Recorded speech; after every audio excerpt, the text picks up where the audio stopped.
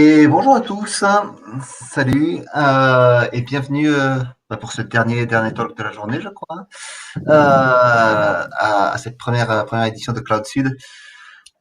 Aujourd'hui, nous sommes trois et nous allons vous parler de trois clouds publics et on va essayer de voir quelle compétition est possible entre les trois principaux clouders publics. On va vous expliquer pourquoi on a choisi cela et puis enfin, qu'est-ce qu'on en tire et comment on les compare les trois.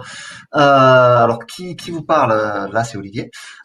Olivier Dupré, moi je suis Cloud Solution Architect chez Sogeti et je suis accompagné par mes deux camarades que je laisse se présenter, ils sont grands.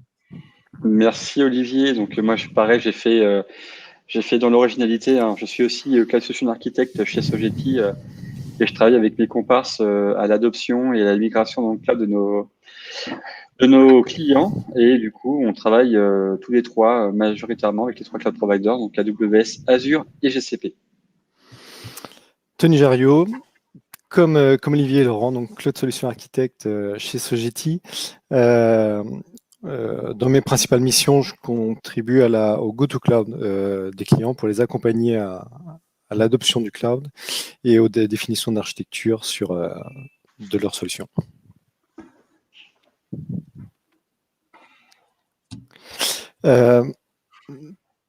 AWS est un acteur historique dans le cloud. C'est le premier, en tout cas, à avoir ouvert sa plateforme en 2006. Il est principalement connu pour ses services IaaS au travers de ces deux, le stockage S3 et SQS. Microsoft est arrivé quant à lui sur le marché au travers des principaux services connus dans les entreprises qui sont SQL Server et Azure Active Directory. Et les clients, en tout cas sur la première adoption d'Azure, les clients utilisent Azure parce qu'ils ont confiance dans les services Microsoft. Dans la course au cloud, les deux premiers acteurs, donc on a Azure AWS, on retrouve Google Cloud qui devient peu à peu un fournisseur clé avec notamment de récents contrats significatifs qui ont été partagés courant 2020, notamment dans le monde automobile et pharmaceutique, avec un axe fort autour du traitement de la donnée et de la containerisation. Les 40% restants, on ne va pas tous les citer, parce qu'on va pas tous les citer, malgré tout, on va retrouver quand même Alibaba, IBM, Oracle, qui offrent des services similaires sur la partie couche IaaS, des services que peuvent proposer les clouders, mais également, on va retrouver beaucoup des sujets autour de Kubernetes pour l'hébergement de conteneurs, des services containerisés.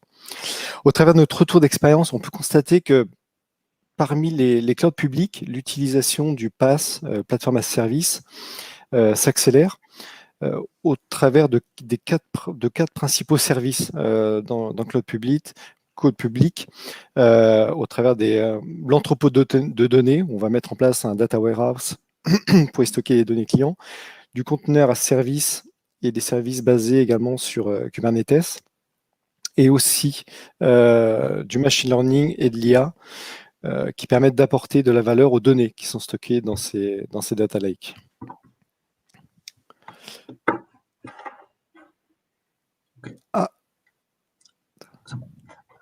Ok, donc on vient de voir donc si ça veut bien avancer, voilà. On vient de voir donc on se focalise sur les trois principaux, les trois plus gros. Vous avez fait le choix d'aller sur un des cloud providers majeurs.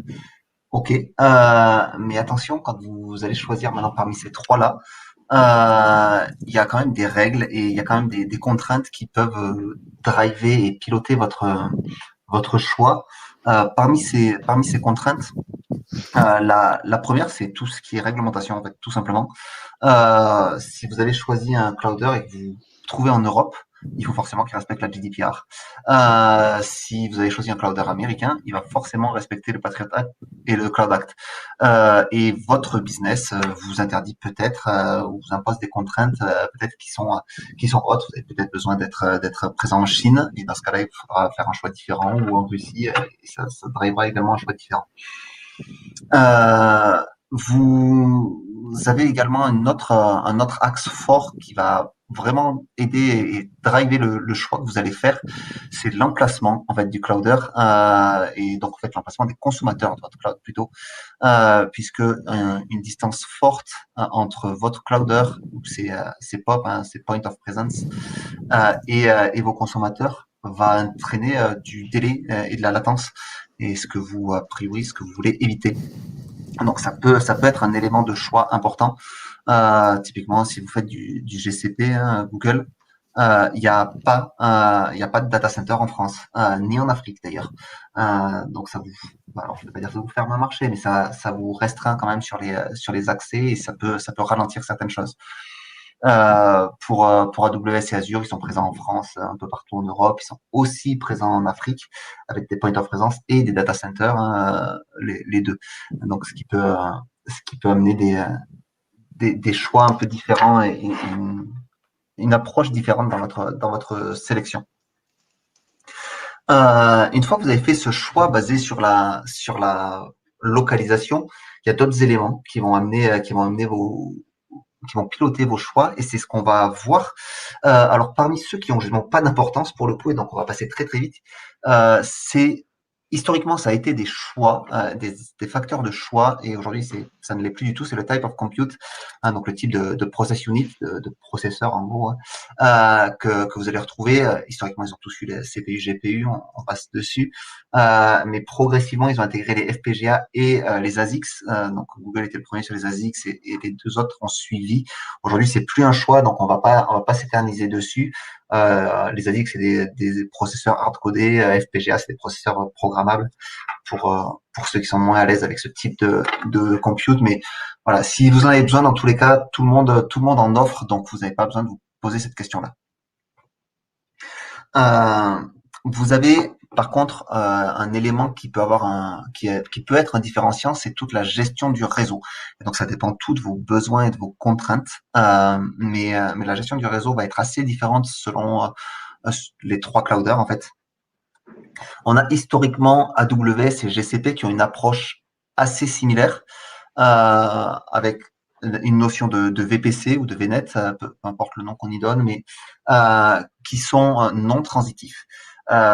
Alors, point de différence, AWS a fait le choix d'avoir des VPC régionaux, donc la région EU centrale pour l'Allemagne, la région EU Ouest 1 pour l'Irlande, etc. Donc région, ça peut être des zones régionales, on va dire. C'est pas forcément un pays uniquement.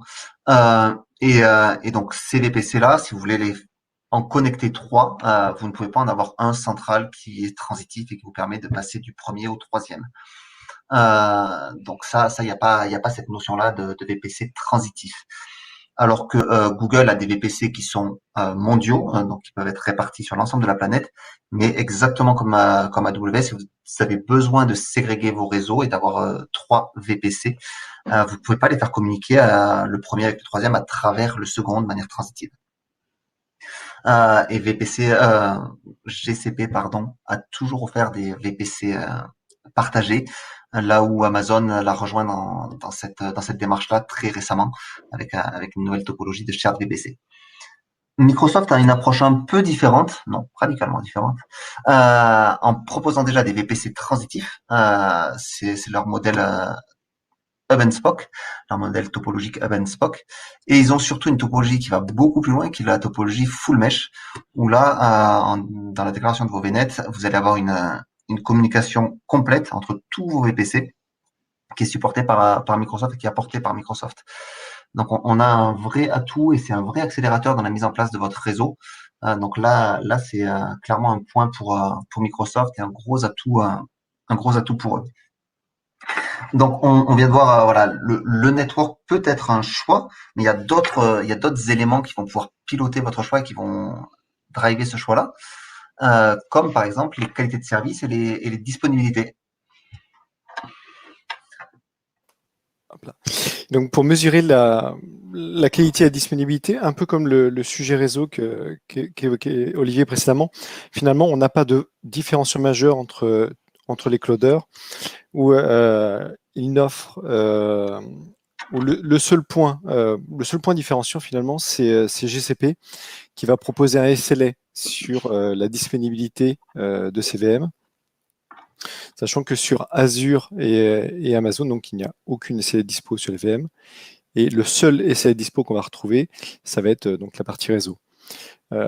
Concernant le HA et la fault tolérance, du même principe. Il n'y a pas de vrai différenciant, hormis sur Microsoft qui gère l'availability set pour vous, c'est-à-dire que vous n'avez pas besoin de gérer la réplication de vos données ou de vos machines.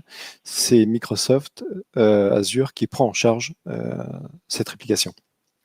Donc il vous simplifie le travail pour vous.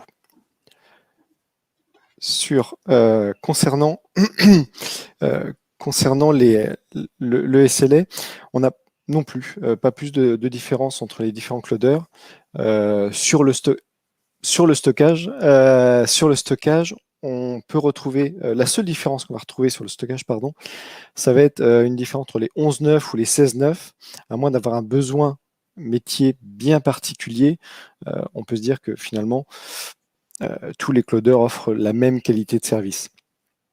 Dans un exemple récent, il est impératif de penser à la haute disponibilité de vos services. Un exemple récent où on a un data center qui a brûlé français. Les clients pouvaient imaginer que le cloudeur rembourserait le chiffre d'affaires perdu, alors que non. Dans les faits, le cloudeur, dans le cas d'indisponibilité d'un service, va rembourser sous condition le temps du service qui n'était pas disponible, mais en aucun cas la perte des chiffres d'affaires. Pour ça, il est important de bien penser, bien réfléchir à votre infrastructure pour éviter ce type de désagrément en mettant en place de la réplication de données et de la synchronisation entre régions et également la mise en place d'une bascule automatique de vos services entre les différentes régions en cas d'indisponibilité d'un de ces services. Donc, bien penser à l'architecture que l'on propose ou que l'on met en place sur les clouds. Alors effectivement, merci Olivier, merci Tony d'avoir un petit peu présenté le panorama IaaS très rapidement. On n'a pas beaucoup de temps pour tout présenter. Ce qu'on constate aujourd'hui, c'est que il n'y a plus vraiment de différenciant au niveau du IaaS, au niveau des VM, au niveau du réseau, pour justement avoir un choix entre un clouder AWS ou Azure ou GCP. Et on voit que justement, à part peut-être des coûts qui sont un petit peu différents, mais à la marge, on ne fait plus ce choix-là basé uniquement sur les économies. Ce qu'on constate aujourd'hui, de toute façon, chez nos clients, c'est que les clients ne veulent plus faire de lift and shift. Donc, le lift and shift, c'est prendre l'application on-prem et la mettre sur le cloud. Pourquoi ils ne veulent plus faire de lift and shift?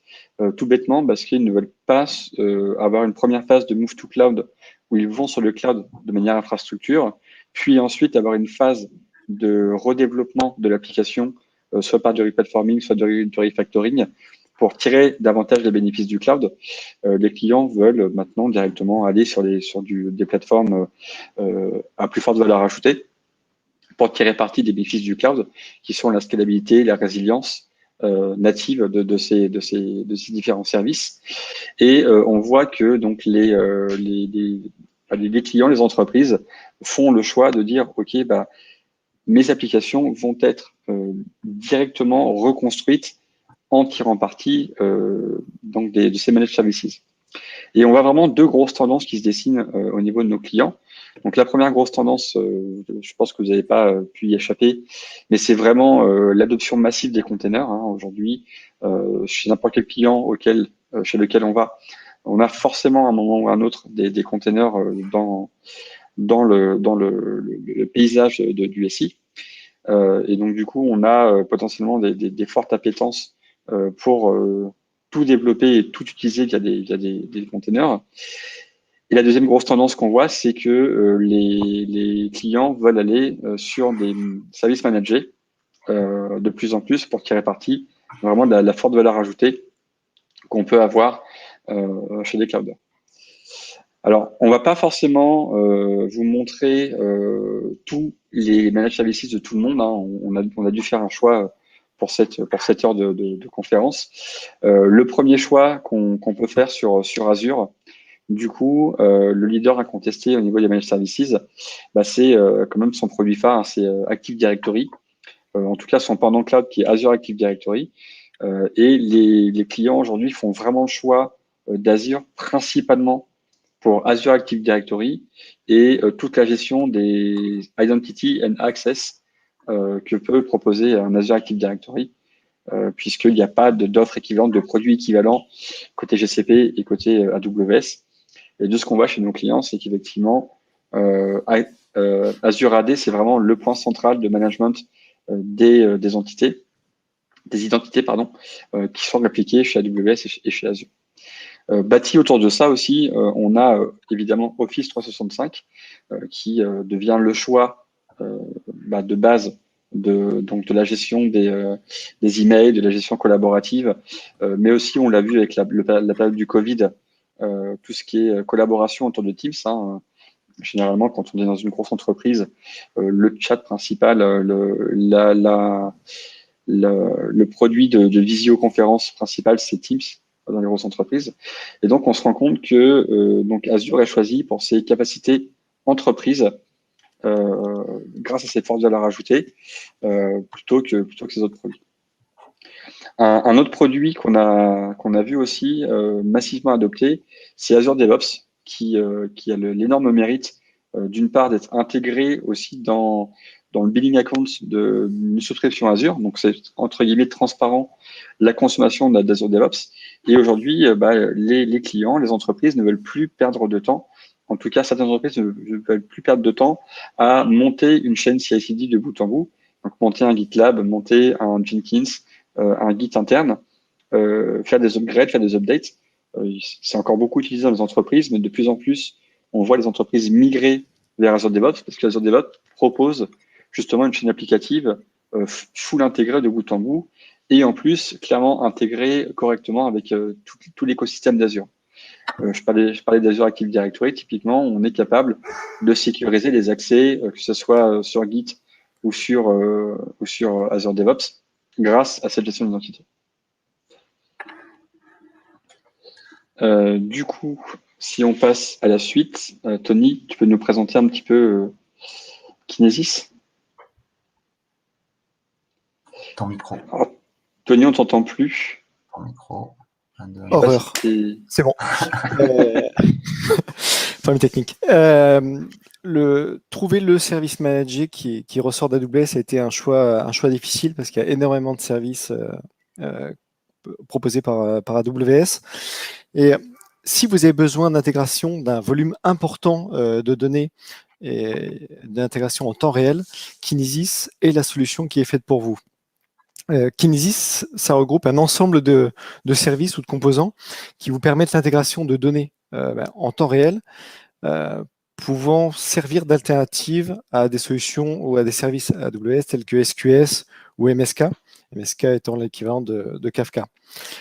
Dans la famille Kinesis, pour la gestion de données, on va retrouver Amazon Kinesis Firehose, qui est le moyen le plus rapide pour mettre en œuvre l'intégration de données dans vos data lakes et vous permettra également de transformer à la volée les données afin de pouvoir potentiellement les enrichir ou les épurer pour pouvoir les stocker, que ce soit sur du S3, du Redshift, mais il vous permettra également de pousser vos données potentiellement sur les API externes et également de stocker ou de faire appel à des providers qui sont proposés par AWS, des providers externes, au travers de Datadog ou Splunk. Typiquement, si vous avez besoin de mettre en place du monitoring sur la gestion de data ou sur la surveillance SIEM au travers de Splunk, vous allez pouvoir pousser ces données et superviser en temps réel via un tiers son contenu. L'avantage de Kinesis Data Firehose, c'est un service qui est entièrement géré et sur lequel vous n'avez pas besoin de vous occuper de l'infrastructure sous-jacente. Amazon se charge pour vous d'adapter cette infrastructure. Kinesis Data Stream est un nouveau service, où là par contre, vous allez pouvoir ingérer de la donnée, mais vous vous aurez en charge le fait de provisionner cette infrastructure où vous allez pouvoir indiquer le nombre de requêtes secondes que vous souhaitez que votre infrastructure assume. Sachant qu'il est possible de monter jusqu'à 500 000 requêtes secondes. Le scaling est réalisé manuellement sur cette ingestion de données et est principalement utilisé lorsque vous souhaitez que vous connectez à des services, directement à des services AWS. Pour finir, dans les derniers services, courant 2020, Amazon a mis en place le service Kinesis Video Stream qui vous permet d'intégrer des flux vidéo sur un channel sécurisé. Typiquement, lorsque vous allez vouloir connecter des caméras de surveillance dans les use cases, des caméras de surveillance pour pouvoir réaliser sur ces flux vidéo du traitement en temps réel, soit du machine learning, de la reconnaissance d'images, et également de réaliser de l'archivage. Au travers de ce nouveau service Kinesis Video Stream, il prend également le protocole WebRTC qui vous permet, moyennant que vous développiez une application mobile ou web, de faire une interaction entre le flux reçu et votre application. Pour finir, on va retrouver Amazon Kinesis Data Analytics qui, lui, vous permet de créer rapidement, au travers de l'ingestion de data, de créer rapidement un code SQL qui va lire, traiter et stocker en continu les données donc sur votre espace de stockage préféré, que ce soit du S3 par exemple. Et là, je laisse Olivier présenter son service préféré sur GCP. Exactement. GCP, le service qui nous semble avoir la plus forte valeur ajoutée. Enfin, pour moi, indéniablement, en fait, c'est toute la partie traitement de la donnée. C'est leur métier historique. Faut revenir aux bases. C'est leur métier historique, à gérer beaucoup de données et puis être capable de faire de la recherche dessus. Et à partir de là, ils ont construit tout un écosystème et toute une plateforme en fait qui s'appelle AI Platform pour intelligence artificielle plateforme et qui propose des pipelines de traitement complet de la donnée. Donc on part tout à gauche là sur le tableau sur toute la partie traitement préparation de la donnée. Pardon. Préparation de la donnée, on va y retrouver notamment un service dont vous avez sans doute entendu parler, c'est BigQuery. C'est un data warehouse, c'est aujourd'hui le plus gros data warehouse que je connaisse sur les cloud providers. Nativement, vous allez jusqu'au pétaoctet de données pour lancer des requêtes SQL dessus avec des web services REST et dans des temps, des performances hallucinantes. Donc on est nativement jusqu'au pétaoctet et si vous avez envie d'aller au-delà, c'est pas le cas de tout le monde normalement, mais vous pouvez toujours demander à GCP qu'ils élargissent le service pour vous et ils peuvent le faire. Donc on est sur déjà des très très grosses capacités de traitement de données et ensuite derrière on enchaîne sur toute une partie préparation de la donnée et machine learning en fait. Vous pouvez évidemment apporter vos propres notebooks, il n'y a pas de problème. Les notebooks Jupyter pour ceux qui sont un peu à l'aise avec la notion de machine learning, c'est un standard, on va dire. Mais GCP vous apporte aussi la capacité à faire de l'auto-ML, c'est-à-dire que si vous n'avez pas les compétences et si vous n'êtes pas data scientist, etc., vous pouvez quand même venir générer des notebooks Jupyter avec AutoML et venir faire des traitements de machine learning sur votre donnée pour enrichir et surtout pour venir en récupérer de la valeur. On retrouve aussi d'autres services ici au milieu, notamment je pense à Deep Learning VNImage. Google, ça fait des années qu'il nous permet de travailler avec des images, de faire des recherches sur les images et donc toute cette partie a permis d'enrichir ce service-là justement de Deep Learning sur les images et qui est assez extraordinaire. Derrière, on enchaîne sur la partie validation, donc validation de vos notebooks, validation de vos traitements pour voir s'ils réalisent bien ce que vous voulez. Donc là aussi, on se retrouve avec un ensemble d'outils qui sont fournis clé en main par Google dans vos pipelines de traitement de la donnée. Et enfin, on arrive sur la dernière brique, qui est la brique de déploiement. Et là, on y retrouve un standard, hein, et c'est souvent le cas avec Google. Ils travaillent beaucoup dans l'écosystème open source et ils contribuent facilement à l'écosystème open source et poussent des produits qui deviennent des standards. On l'a vu avec du Kubernetes, par exemple. On peut le voir avec du Kubernetes, par exemple. Et on voit aussi là, sur du TensorFlow, ils sont vraiment leaders là-dessus et donc ils l'intègrent nativement dans leur pipeline. Donc avec en plus derrière du matériel qui est dédié. Hein, tout à l'heure, je vous parlais des ASICs, hein, les computes dédiés. Google était les premiers à en faire et ils faisaient ce qu'on appelle les TPU, hein, TensorFlow Process Unit, qui sont vraiment des process units dédiés pour faire du TensorFlow et donc pour venir exploiter votre donnée et faire les déploiements de votre machine learning, de toute votre intelligence artificielle que vous avez ajoutée sur vos données. Donc pour moi, c'est vraiment voilà, le service, enfin l'ensemble de services managés Google qui sont un vrai différenciateur pour cette plateforme cloud. Dans parmi tous les services que peuvent proposer ces trois clouders, dans les services communs, on va retrouver le serverless.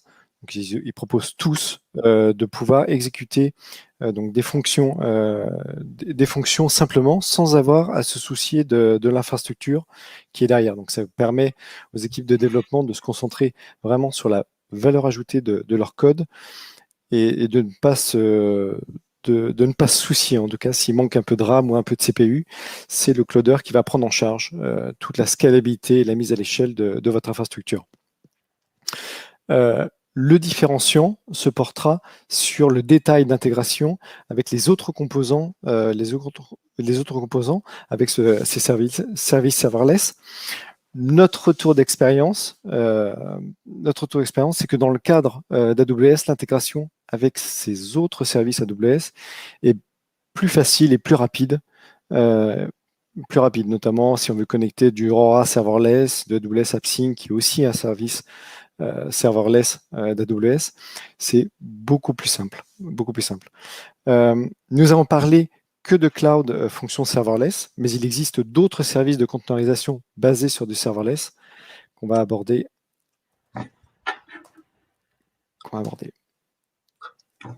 Merci. AWS offre deux types distincts de services conteneurisés qui sont basés, le premier sur la couche ECS. La couche ECS est un service que propose AWS de conteneurisation basé sur des instances où on va provisionner des machines sur lesquelles on va pouvoir y faire tourner nos conteneurs. Mais également, il propose toujours dans le service ECS d'utiliser un service qui s'appelle Fargate, c'est un service serverless d'AWS qui est basé sur un OS Firecracker qui est open source si ça vous intéresse, qui fonctionne cette fois-ci aussi bien sur des clusters ECS, mais également sur des clusters EKS. L'avantage, c'est qu'on s'affranchit encore une fois de l'administration de la couche IaaS, et donc on gagne du temps et également de l'argent, parce que ça veut dire qu'on n'a pas besoin de provisionner de machines, on va uniquement consommer le service on-demand. Amazon a, dans les derniers arrivés sur la partie EKS, a sorti son service EKS en 2018, service basé sur Kubernetes, qui permet d'associer différents types d'instances sur son cluster, donc que ce soit des instances EC2, Fargate, mais également des spot instances qui vous permettent de profiter des capacités Amazon à livrer des machines EC2 qui ne sont pas utilisées. Donc, ça permet de les payer un peu moins cher. L'infrastructure est bien entendu autoscalable, mais également l'un des avantages de KS, c'est qu'on peut l'arrêter, notamment sur les environnements hors production, on peut l'arrêter la nuit lorsque vous ne travaillez plus dessus, vous arrêtez votre cluster et dès que vous en avez besoin, vous pouvez le redémarrer.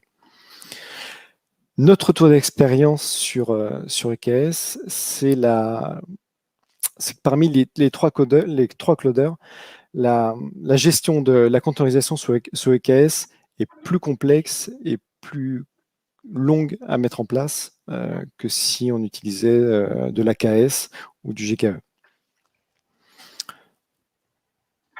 Effectivement, Tony, quand on part sur Azure, typiquement au niveau des containers, donc l'offre AKS est arrivée plus tôt, je crois, il me semble, que celle de KS en octobre 2017. Et du coup, Azure propose deux sortes de façons de consommer du container, soit du Kubernetes avec AKS, soit de l'ACI, donc Azure Container Instances. Historiquement, ils proposaient aussi de l'ACS, donc Azure Container Service, où il y avait du Docker Swarm et du Mesos, qui ont été arrêtés. Mais l'intégration est beaucoup plus poussée que celle d'AWS dans l'écosystème d'Azure, où c'est beaucoup plus simple. On se rapproche plus d'une expérience un peu plus vanilla que celle d'AWS. Typiquement, par exemple, on peut très bien consommer du GPU, des CPU comme sur AWS, mais le nombre de nœuds est beaucoup plus grand. On a à peu près 1000 nœuds par cluster, dont limite à 100 nœuds par node pool. On peut aussi créer des clusters privés avec des masters qui sont sécurisés, des restrictions d'IP au niveau des masters. Tout est chiffré de bout en bout, que ce soit in-transit ou at rest. Et du coup, on peut aussi très bien faire des private links, typiquement avoir une extension de votre data center au niveau du réseau pour pouvoir aller attaquer un cluster qui est full privé et donc déployer vos workloads qui est full privé. Il y a beaucoup de produits open source autour d'Azure, donc d'Azure AKS. Je pense notamment à AGIC, donc Application Gateway Ingress Controller, qui permet justement, via un type d'API dans Kubernetes, de piloter directement un API Gateway à l'extérieur du cluster Kube, ce qui nous permet de soulager un petit peu les infrastructures qui font tourner de l'API Gateway ou de l'Ingress directement sur Kubernetes. Il y a aussi une très grosse intégration avec tout l'écosystème d'Azure au niveau des logs, au niveau du monitoring des metrics. Tout est facilement intégré, tout est remonté en termes tout est remonté dans Azure. Donc, on est capable de gérer les logs applicatifs et de metrics directement dans AKS. On a poussé aussi l'intégration assez loin en termes de policies. Donc, on a des Azure Policies qui peuvent piloter la création de policies à l'intérieur du Kubernetes. On a poussé l'intégration aussi, donc je vous parlais d'Azure Active Directory tout à l'heure, on a poussé l'intégration d'Azure Active Directory aussi à l'intérieur de AKS. On est capable de faire supporter des managed identity au niveau des pods et au niveau des services pour que chaque pod puisse aller interroger les API de façon sécurisée d'Azure. Évidemment, tout ça, c'est facilement intégrable aussi avec Azure DevOps. On est capable de déployer des workloads et des containers directement via Azure DevOps en passant par les services principales, sans gérer des logins mots de passe un petit peu à droite à gauche. Et donc, on se retrouve un petit peu dans le cas que j'expliquais tout à l'heure, où tout est full intégré et tout est enterprise ready quand on veut faire du déploiement de containers. Évidemment, aussi, on est capable d'intégrer des choses d'open source, GitLab, Prometheus, Grafana. Et en termes d'intégration avec GitLab, on voit que Azure est quand même, en tout cas Azure AKS, est quand même assez facilement intégré en termes de service accounts, de namespace et d'environnement directement dans AKS. Et évidemment, le dernier pour la route, the best one. Le meilleur, voilà, merci pour cette intro. Non, mais alors, en plus, sans blague aucune, tout à l'heure, je vous disais que Google, son métier historique, c'était la recherche et donc traitement de données assez massif pour leur moteur de recherche. Et toute leur infrastructure, ils l'ont basée historiquement et depuis le tout début des années 2000 sur un moteur qui s'appelle Borg et dont ils ont extrait Kubernetes. Kubernetes est basé sur leur expérience Borg pour être un peu plus correct. Donc Kubernetes, ils sont aujourd'hui évidemment les premiers committeurs et de très loin, on le voit sur les petits chiffres là qui sont affichés à droite. Et bon, ils ont d'autres besoins que nous, Google, sauf si vous êtes vous-même Google. Mais, aujourd'hui, ils sont capables de faire tourner 15 000 nœuds, par exemple, dans un cluster Kubernetes. Tout à l'heure, Laurent vous disait qu'on en fait tourner 1000 dans AKS et Tony 450 sur EKS. Donc, on est sur une autre échelle, clairement. Donc, voilà, ils ont vraiment une capacité à faire tourner beaucoup de choses dans leur Kubernetes et une intégration entre tous leurs services et GKE qui est très bien faite parce que c'est historiquement leur modèle d'infrastructure. Donc là-dessus, il n'y a pas de problème. Ils sont clairement leaders sur la partie Kubernetes. Avec toute la partie auto-scaling qui est depuis toujours, d'aussi loin que je me souviens, en tout cas basée sur les métriques cubes et intégrée nativement dans leur cluster. On a un petit nouveau là qui est arrivé chez eux, qui pourrait se comparer à ACI ou à Fargate, c'est Cloud Run, Cloud Run for Serverless. L'idée de Cloud Run, c'est de vous permettre en fait de vous débarrasser complètement même de la gestion de vos clusters. C'est-à-dire quand vous faites un cluster GKE, Google va manager ce cluster pour vous. Mais c'est vous qui déciderez quand c'est que vous voulez le faire monter de version de cube, etc. Même si la montée de version derrière est automatisée, c'est quand même vous qui avez la main sur les opérations et qui déclenchez quand vous voulez les faire. Sur Cloud Run, tout est fait de manière totalement transparente et vous ne voyez même plus la notion de cluster. Donc, vous venez consommer ce dont vous avez besoin et c'est tout. Vous allez pouvoir gérer tous vos stages et tous vos environnements sur Cloud Run, mais on est arrivé sur un modèle où on s'est abstrait, il y a une abstraction de Kubernetes, même si en sous-jacent, ça tourne. En tout cas, vous pouvez faire tourner des containers comme si c'était un Kubernetes et vous pouvez envoyer vos manifestes de la même manière. Un point que je trouve noir par rapport, enfin noir, c'est un peu gris, par rapport à Azure, c'est l'intégration avec tout l'écosystème autour. Clairement, là-dessus, Microsoft, pour moi, a une longueur d'avance. Et aujourd'hui, bien sûr, Google a intégré GKE avec Cloud Build pour leur gestion de code source. Il y a une intégration qui est faite et qui est plutôt bien faite, multipartite, on va dire, entre Google et GitLab, avec GitLab.com. Mais l'intégration, elle est moins soignée, moins propre et moins complète que celle qu'on retrouve sur Microsoft. Et là, faut faire un monde honorable et savoir reconnaître que là-dessus, même si on est sur l'ensemble de Kubernetes, on est plus proche du vanilla et tout est, enfin, ils sont leaders et on reste sur des choses très pures, on va dire, pour du vanilla. L'intégration avec le reste de l'écosystème est un peu moins bien soignée. Dans l'autre sens, eh bien, voilà. Si vous faites du Kubernetes, vous allez forcément déployer des containers. Si vous déployez des containers et que vous respectez les principes de containers, normalement, vous n'avez qu'un seul processus par container. Et on arrive rapidement sur une notion de microservice, même si c'est pas obligatoire quand on fait du container. Et quand on arrive sur du microservice, on peut rapidement arriver sur des architectures, les Death Star Architecture. Là, on vous a mis en exemple les deux cas qui sont un peu extrêmes, hein, Amazon, Netflix.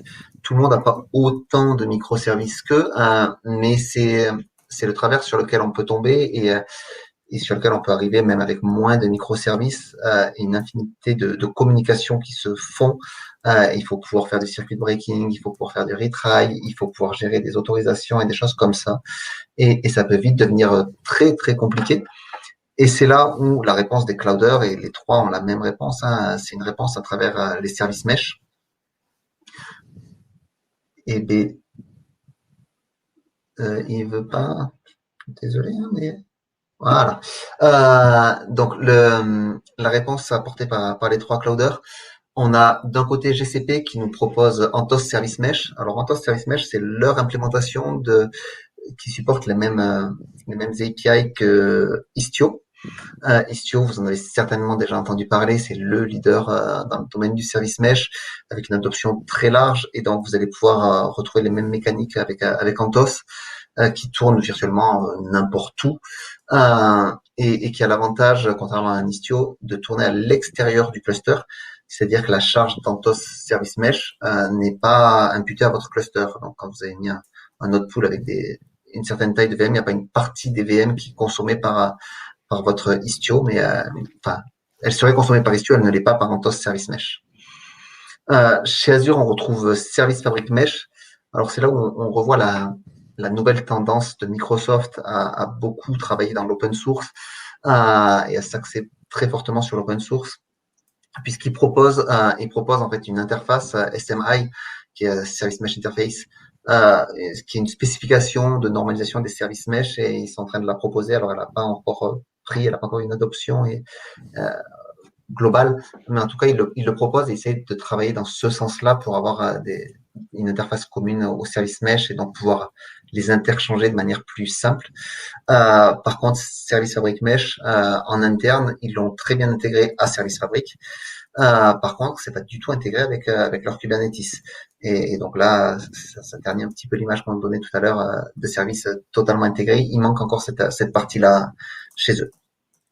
Et enfin, on finit par celui qui me semble être le plus fermé, c'est AWS avec AppMesh, puisque là on est vraiment sur, on n'est pas sur une notion de standard et d'interface, on n'est pas sur une notion d'open source comme Telistio et des interfaces publiques.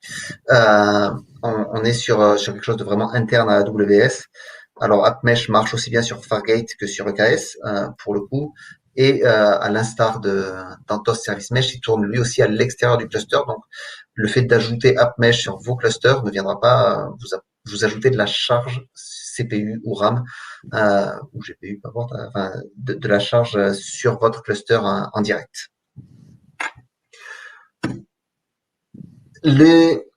Cette tendance là dont on parle hein, de service mesh et on a parlé d'interface et de choses comme ça, tous ces clusters en fait de Kubernetes, ils vont dans une direction que tous les clouders adoptent aujourd'hui, qui est une direction d'hybridation, puisque si on parle d'interconnectivité, de choses comme ça, et de possibilité de porter des workloads d'un cluster à l'autre, on va vite tomber sur la notion d'hybride. Alors l'hybride, c'est quoi? C'est cette logique à porter, à mélanger en fait différents types de clouds, soit différents clouds publics, soit différents clouds privés ou un mix entre les deux, du privé et du public. Donc des clouds que vous avez on-prem hein, et de l'Azure et du GCP et de l'AWS par exemple, pour étendre vos capacités et aller chercher le meilleur de chaque clouder là où il se trouve hein, tout simplement et aller vraiment chercher les meilleurs bénéfices de chacun. Donc, dans cette approche-là, les trois clouders ont une vision un peu différente et ont abordé le sujet un peu différemment chacun.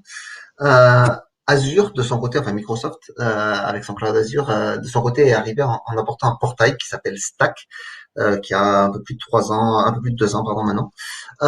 Ils l'ont libéré en 2017 et ils ont amené Arc, le portail, en 2019. Le principe, c'est de fournir avec Azure Arc un portail unique de contrôle de l'ensemble de vos workloads. Donc, vous pouvez opérer vos VM, quel que soit le clouder où elles se trouvent. Vous pouvez opérer vos clusters Kubernetes, pareil, quel que soit le clouder qui le supporte, donc que ce soit de l'EKS, de l'AKS, du GKE, du Rancher on-prem par exemple. Donc là, on retrouve vraiment un portail unique pour unifier tout ça et éventuellement faire du multi-cluster.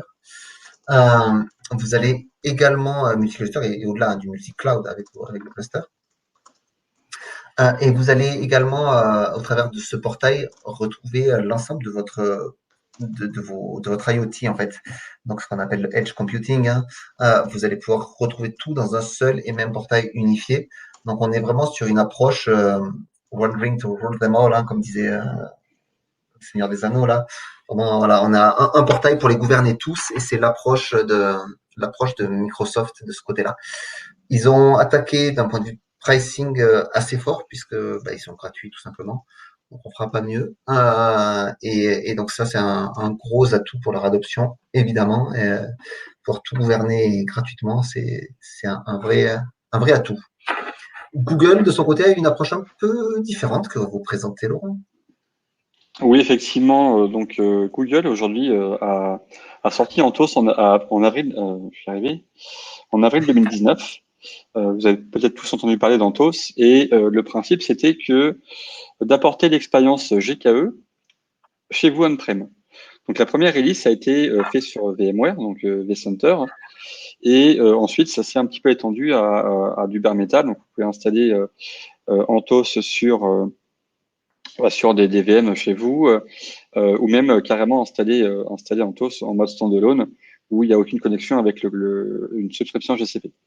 Le principe d'Anthos, c'est que vous allez déployer des clusters GKE un petit peu partout, sur GCP, sur du VMware, sur de la AWS, sur de l'Azure, chez vous, sur du bare metal, et vous allez fédérer un petit peu tous toute la plateforme Anthos à travers la cloud console de GCP et du coup pouvoir déployer vos workloads un petit peu à droite à gauche, indépendamment les uns des autres. Anthos peut aussi faire ce qu'on appelle des connected clusters. Donc, vous allez pouvoir piloter de l'AKS ou de l'EKS ou de l'OpenShift même on-prem avec Anthos de manière centralisée et de la même manière sur tous les différents clusters. Le revers de la médaille d'Anthos, c'est que c'est évidemment c'est un coût, hein, c'est un petit peu cher. On parle, je crois, de $6 par heure par master et $4 par cluster connecté. C'est un déploiement qui est un petit peu complexe. Anthos, c'est pas un produit sur étagère. Vous ne prenez pas Anthos, vous l'installez pas et puis c'est fini. C'est une galaxie de composants. On parle de GKE, on parle d'Anthos Alice Mesh avec Istio, on parle de Cloud Run avec qui est native en dessous de façon open source, d'Anthos Config Management, etc., etc. C'est vraiment une galaxie de produits. Mais derrière, vous avez vraiment la même façon de gérer, de piloter, de configurer vos clusters, que ce soit sur AWS, sur Azure, on-prem ou sur GCP. Et généralement aussi, vous avez accès à une marketplace. Donc la marketplace de GCP, où vous pouvez déployer les solutions qui sont configurées pour Anthos sur vos clusters avec quelques différenciations. Mais en tout cas, l'approche d'Anthos, c'est vraiment d'avoir entre guillemets la même façon de gérer et de déployer vos applications partout sur les différents clouders, mais ce n'est pas du tout d'avoir les services GCP chez vous. À contrario de AWS, où lui a une approche complètement différente, par exemple avec Outpost. Outpost, son arrivée est tardive.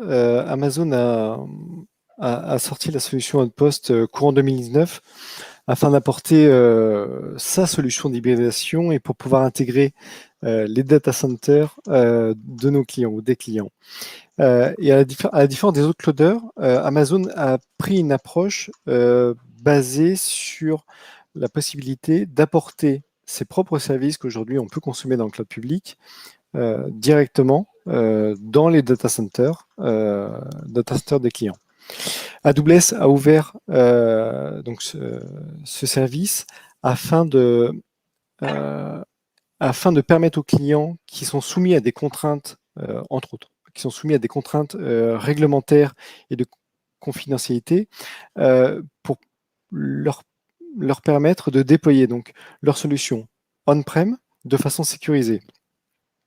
Avec Outpost, on va avoir la possibilité donc de piloter depuis l'interface une interface unique, que ce soit au travers de l'IHM, des CLI qui mettent à disposition ou des API. On aura la possibilité aussi bien de piloter les assets présents sur le cloud public que sur les data centers. Au travers de services AWS, on va pouvoir répondre à des besoins des équipes de développement permettant d'uniformiser les méthodes de déploiement du fait que AWS propose les mêmes services finalement on-prem que dans le public. C'est-à-dire que la façon de gérer votre application sur vos environnements on-prem de développement ou autre sera la même partout. Et donc vous allez gagner ce temps de déploiement qui sera pour vos équipes de développement non négligeable. Également, au travers de cette hybridation, ça vous permettra de vous laisser le choix de déborder si votre infrastructure on-prem n'est plus suffisante pour traiter de la donnée, par exemple. Vous aurez la possibilité, au travers de cette solution, de déborder automatiquement dans le cloud public. Dans Outpost, c'est quoi? C'est finalement Amazon qui va vous mettre à disposition des baies de stockage, propriété AWS, donc qui basé sur DU, où vous aurez la possibilité de provisionner des serveurs de compute mis à dispo par AWS. À la différence d'Azure Arc que présentait Olivier tout à l'heure, où la solution est gratuite, il y a un impact financier, en tout cas le ticket d'entrée, pour pouvoir faire une location d'Outpost sur 3 ans. Il faut commencer quand même par débourser 170 000 €, ce qui n'est pas forcément négligeable. EKSD. Amazon, pour finalement, je pense, faire écho au sujet en tout ce que présentait Laurent, a sorti récemment donc, la solution EKSD qui vous permet de déployer on-prem une solution Kubernetes avec un déploiement tout en un, où au travers de cette solution, vous allez pouvoir déployer l'ensemble de votre cluster qui va embarquer la partie configuration, gestion de DNS et autres. La Amazon prévoit également de supporter cette solution EKS, EKS-A prochainement. Donc, c'est en prévision, en tout cas dans une nouvelle features. À noter que EKSD, Amazon n'a pas l'habitude de déployer des solutions open source. Et il l'a fait il y a à peu près un an avec OpenDistro. C'est la solution basée sur LK. Donc ici, c'est cette version open source EKSD. Voilà. C'est donc ce petit focus sur le fait qu'Amazon ait fait un effort de publication d'un service open source Kubernetes, basé sur Kube. Yes, vas-y, je t'en prie. Eh bien, pour finir, quels sont pour conclure en fait sur cet événement-là, quels sont les éléments clés qu'on aimerait que vous gardiez avec vous et qu'on espère que vous avez retenu de notre présentation? Le premier, c'est qu'il n'y a plus vraiment de différenciateur du point de vue IaaS. On a vu quelques petites différences à la marge, mais c'est pas, a priori, pas le IaaS qui va driver votre choix de clouder. D'accord. Les différences principales aujourd'hui, c'est vraiment sur les services managés qui sont proposés, et on a vu que les trois là dont on parle apportent des services qui peuvent être très complémentaires, et en tout cas ont des forces qui sont pas en compétition directe les uns avec les autres, mais qui se complètent parce que vous allez pouvoir avoir besoin de traitement de données et d'un Active Directory aussi, et de gestion de flux avec traitement des données dans ces flux. Donc toutes ces choses-là, c'est des choses qui vont se compléter, et vous allez avoir peut-être intérêt à utiliser le meilleur parti de chacun de vos cloud providers plutôt que de vous enfermer sur un seul cloud provider et éventuellement galérer sur un sujet qui manque ou qui est pas présent, alors qu'il est présent et très très fort en fait chez un des concurrents. Donc le choix purement financier qu'on pouvait aussi faire, hein, et il y a des axes qui privilégient un choix financier, mais c'est pas comme ça que vous allez tirer le meilleur parti de votre cloud provider en disant j'ai pris ce cloud provider parce que ses VM sont 3, 5, 10% moins chers ou son stockage est un peu moins cher. Oui, vous allez trouver un stockage moins cher à droite ou à gauche, mais est-ce que c'est le seul axe de décision? Probablement pas, et en tout cas, on ne vous conseille pas que ce soit le seul. C'est pas comme ça que vous tirez les meilleurs bénéfices finalement de votre cloud et que vous ferez la meilleure opération au FinOps finalement, puisqu'il faut voir la chose dans son ensemble et le total cost of ownership. Et enfin, la tendance qui a un peu changé ces dernières années, on va dire globalement ces 2 dernières années, avec l'arrivée de Azure Stack et Azure Arc, puis de Anthos et enfin d'Amazon Outpost et tout dernièrement là de EKSD et bientôt A, on voit que tous misent gros sur l'interopérabilité, sur avoir un point d'accès unique à travers les clouders, venir s'insérer dans votre data center, venir s'insérer chez vous avec Outpost par exemple, mais aussi avec les différents portails qu'on a vus qui permettent de déployer les solutions des clouders, ou en tout cas de les piloter depuis un point unique, même quand ça se passe chez vous. Et ça, c'est vraiment la tendance aujourd'hui des clouders, ce non-enfermement, qu'on parle de vendor lock-in. Venez chez moi, je vous permettrai d'aller chez les autres, ou je vous permettrai de manipuler ce que vous avez déjà ailleurs. Et c'est un peu le maître mot aujourd'hui, et la tendance qu'on voit et qui permet vraiment d'aller bénéficier des meilleurs services de chacun. Donc voilà, c'est je pense les 4 clés qu'on avait envie que vous reteniez avant de partir prendre l'apéro, tiens, puisqu'il est là. N'hésitez pas à vous rentrer en contact avec nous. Si c'est pas déjà le cas, vous avez nos adresses ici. Et surtout, prenez en photo ce petit QR code là qui vous permettra d'aller nous noter et nous faire un feedback en fait, surtout savoir s'il y a des choses qui vous ont plu, d'autres choses qui vous ont moins plu, que vous auriez aimé voir ou pas. Enfin voilà, faites-nous vos retours, on en a besoin et voilà, on espère avoir répondu à vos attentes et que vous avez pris du plaisir.